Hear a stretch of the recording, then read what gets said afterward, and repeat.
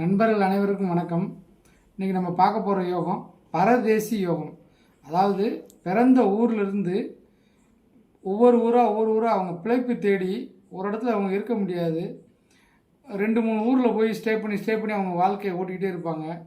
பொதுவாக சர லக்கணம்னு சொல்லக்கூடிய மேசம், கடகம், துலாம், மகரம், இந்த 4 லக்கணங்களில் இந்த 4 இடங்களில் அதிகமான கிரகங்கள் அமைஞ்சிட்டாலே நீங்கள் ஒரு இடத்துல நிலையாக இருக்க முடியாது.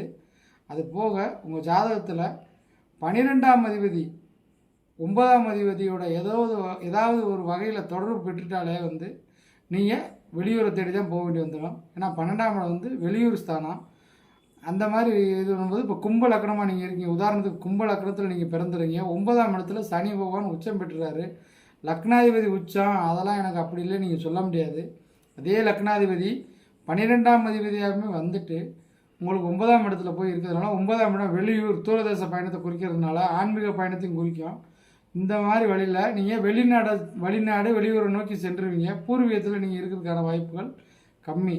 இந்த மாதிரி ஊராக ஒவ்வொரு இடமா போய் பிழைப்பு தேடி போகிறதுனால இந்த யோகத்துக்கு பேர் பரதேசி யோகம்னு சொல்லுவோம். நன்றி.